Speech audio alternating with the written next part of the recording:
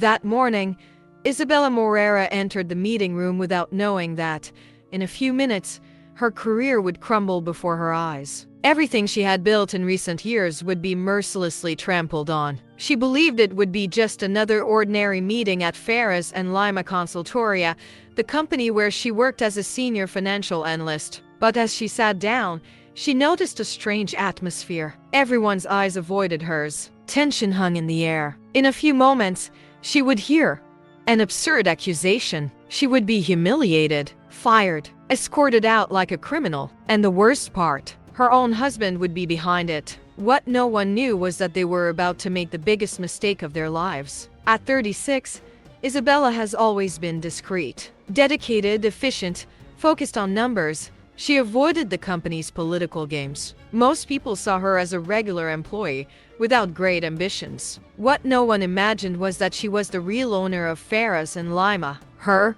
father, Paulo Morera, co-founder of the company, left her 51% of the shares before he passed away. But instead of taking control, she preferred to observe everything from the inside, like any other employee. She wanted to understand who really made the company grow and who was just taking advantage of it. Only 3 people knew this secret: her lawyer, her financial advisor, and her brother, Philippe. Not even her husband, Gustavo, the company's current CEO, knew the truth. If there was anyone who made the work environment unbearable, it was Adriana Vasconcelos, the director of operations. Cold, manipulative, and arrogant, Adriana loved to humiliate employees and eliminate anyone who seemed like a threat. To her, Isabella was exactly that: a silent threat, someone who never tried to suck up or participate in her power games. But Adriana didn't do anything alone. She and Gustavo had a strong alliance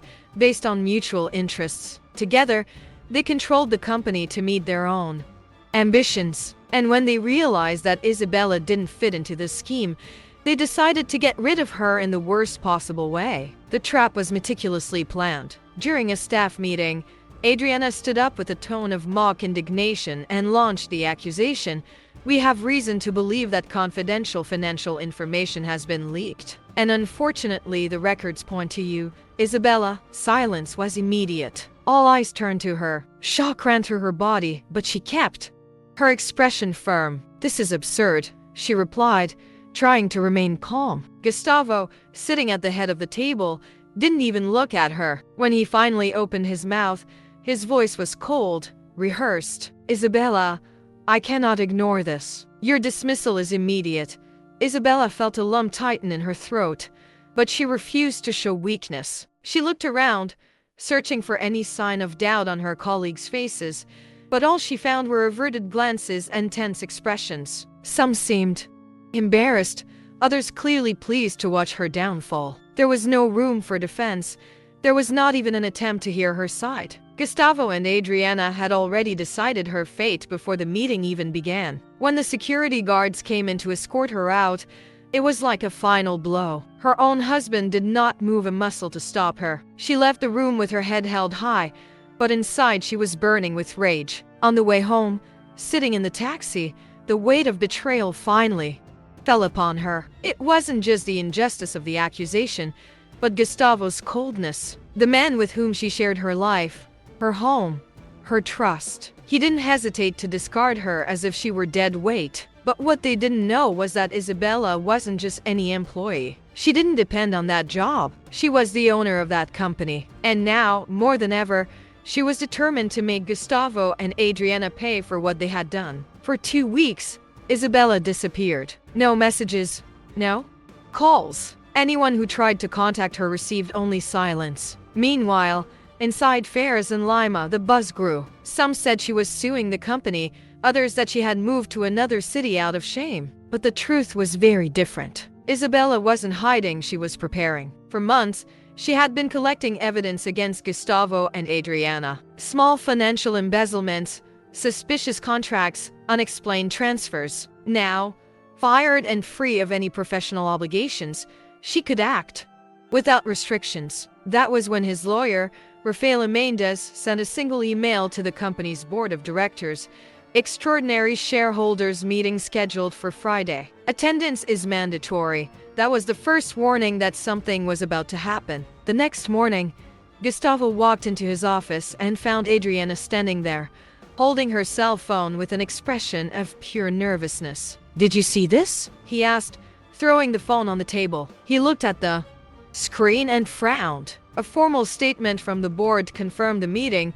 but without explanation. "What is this bitch planning?" Adriana muttered, feeling for the first time that perhaps they had made a mistake in underestimating Isabella. On Friday morning, the boardroom was packed. All the board members were present, exchanging curious and uneasy glances. Adriana and Gustavo arrived together, trying to maintain their composure, but there was something different about them, a visible tension, a silent fear. And then the doors opened. Isabella walked in, but this time, she was no longer a humiliated employee. She was the true owner of this company. She walked to the end of the table, placing a bulky folder on the polished wooden surface. The silence was absolute. Adriana was the first to break it. "What the hell is she doing here?" Her voice was higher pitched than usual, betraying the nervousness she was trying to hide. Gustavo remained silent, his eyes fixed on Isabella. But she was in no hurry. She calmly opened her briefcase and took out several documents, spreading them out on the table. And then, without any emotion in her voice, she said, "Before we begin, I would like to remind everyone that corporate fraud is a crime." The tension in the room was palpable. Adriana's eyes ran over the sheets of paper in front of her: bank statements, signed contracts, suspicious transfers. Each one was indisputable proof of the fraudulent scheme that she and Gustavo had orchestrated.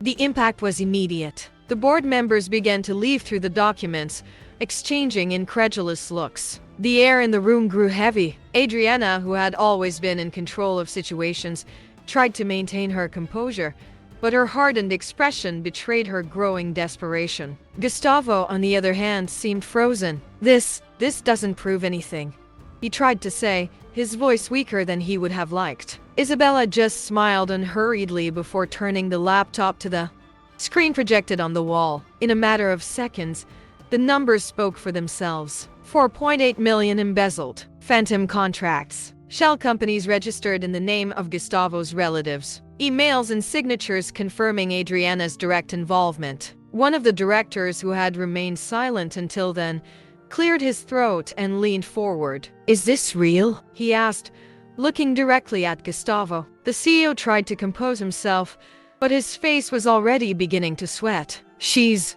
distorting the facts," he roared, but his voice no longer carried the same authority. "I am the largest shareholder in this company," Isabella interjected, her voice sharp. "And you are both fired, effective immediately." The explosion was instantaneous. Adriana stood up abruptly, slamming her hands on the table. "You can't do this." "But she could, and she did." "You can't do this," Adriana repeated, her voice shaking between anger and despair. But the board had already gotten the message. One of the directors, who had been watching until then, turned to her with a cold look. "Actually, she can. And from what I'm seeing here, she should." Adriana's face drained of color. Gustavo opened his mouth to protest, but was interrupted by Isabella, who leaned forward slightly, her eyes fixed on him. "Did you really think you could discard me and continue with this scheme without consequences?" The silence that followed was deafening. The penny was sinking in. They had lost. Adriana looked around, as if seeking support, but found only impassive faces. Even her former allies on the board were now turning away from her. Gustavo, for his part, tried to regain control of the situation. "We can work this out. It doesn't have to be this way, Isabella." His voice had lost all arrogance, now sounding almost pleading. Isabella crossed her arms and gave a dry smile. "You had your chance, Gustavo." Several, in fact. She turned to the board members. "I suggest we make this official. A vote." The directors nodded. One by one, they raised their hands. Unanimous decision. Gustavo and Adriana were officially out. Adriana let out a nervous laugh, a last attempt to cling to any shred of control. "This is a circus. Are you really going to treat me like a criminal because of baseless accusations?" But the answer came quickly and definitively. "Baseless accusations?" Isabella countered, picking up one of the documents and throwing it in front of her. "This is your signature, right? You're the one who approved these illegal transfers." Adriana stared at the sheet as if it were burning in her hands. "And here," Isabella continued, picking up another paper, "is proof that you tried to cover it up by altering the financial records. This time, it was one of the directors who intervened. Adriana, your access to the system will be suspended immediately. We recommend that you cooperate, or the consequences could be even worse." Gustavo, seeing the situation falling apart once and for all, tried one last card. He stood up slowly, adjusting his suit as if he were still the CEO of that company. "You're exaggerating," he said, forcing a calm tone. "We can resolve this without the need for drastic measures." But no one answered. He looked at Isabella, almost pleading. "Isabella, we built this together." This time she laughed. Not a cruel laugh, but a laugh of pure irony. "We built this together?" she repeated, crossing her arms. "You only got to this position because I never revealed who I really am. You took advantage of that. But now it's over." Gustavo felt the blow. For the first time, he realized that he had truly lost. Gustavo's humiliation was evident when he began to avoid the eyes of those around him. The man who had always prided himself on being in charge now seemed smaller, insignificant. Adriana, on the other hand, was not accepting defeat so easily. "It won't stay like this," she muttered under her breath, pushing her chair back and standing up. But before she could take a step, one of the company's security guards was already at the door waiting. Isabella looked directly at her, without blinking. "In fact, it will stay exactly like this," she replied, with a calmness that made Adriana shiver. "And I suggest you start thinking about getting a good lawyer. You're going to need it." Gustavo still tried one last appeal. "Isabella, for the love of God, we can find a solution." He took a step toward her, but she didn't even move. "The only solution, Gustavo, is for you to accept the consequences of your actions." The security guard stepped forward, signaling that he should leave. With a long sigh, as if finally realizing that there was nothing more he could do, Gustavo picked up his cell phone and left the room without looking back. Adriana followed him, but not before giving Isabella a look of pure hatred. She didn't say anything. There was nothing more to say. Gustavo and Adriana's reign had come to an end. As soon as the doors closed behind Gustavo and Adriana, the silence in the room was broken by one of the directors, who cleared his throat and adjusted his glasses. "Well, I think that clears up a lot of things. Now we need to discuss the next steps to ensure that the company recovers from this disaster." Isabella nodded, but before moving on, she made sure to drive the final stake into the story of her traitors. "The first thing I want to ensure is that a full audit is conducted immediately. All contracts approved in the last 3 years need to be reviewed." She looked at the directors around the table, her posture firm, unwavering. "If there are more involved, I want to know."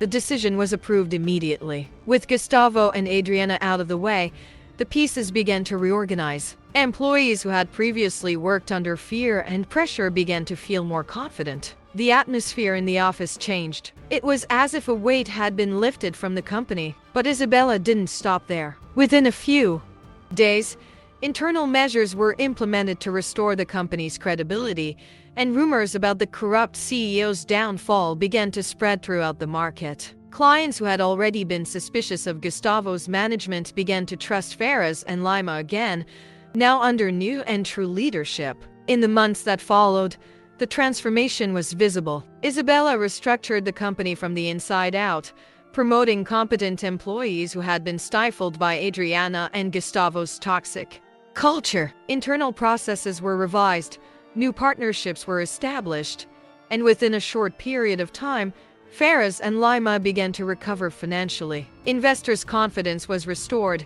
and clients who had previously been hesitant to continue were now seeing the company with new eyes. But the biggest impact came from within. For the first time in years, employees were working without fear, without having to walk on eggshells or curry favor with unscrupulous superiors. The real Ferraz and Lima, the one her father had dreamed of building, was back. Meanwhile, Gustavo and Adriana faced the consequences of their actions. The audit revealed even more irregularities, which resulted in lawsuits for fraud and embezzlement. Gustavo, who had once felt untouchable, saw his reputation shattered. No serious company wanted to associate with him. Adriana, on the other hand, suffered an even worse fate. In addition to being publicly exposed, she was rejected even by those who had previously flattered her. Her former allies within the company did not hesitate to turn their backs on her as soon as they realized that her downfall was irreversible. Without influence, power, or credibility, the two fell into oblivion. 6 months later, Isabella walked past the old office that had once belonged to Gustavo. Now occupied by a competent professional, the office no longer bore the weight of corruption and dirty schemes. She took a deep breath, feeling a lightness she hadn't experienced in years. This wasn't just about revenge. It was about justice, about protecting her father's legacy and ensuring the company wouldn't be destroyed by greed. As she walked through the halls, employees smiled at her, a silent acknowledgement that under her leadership, Ferris and Lima was finally on the right track. One quiet night, while driving home, Isabella passed an old residential building, the place where she grew up, where her father taught her the values that now guided her decisions. She slowed down and looked around for a moment, feeling a mix of longing and gratitude. She hadn't done all that for ego or power. She did it because she knew that Paulo Moreira would never allow his company to be torn apart by people like Gustavo and Adriana. And now, Ferris and Lima was once again what it should be. A dignified workplace, built on solid principles. She smiled. She didn't need applause. Her victory was there, in the restored honesty and the preserved legacy.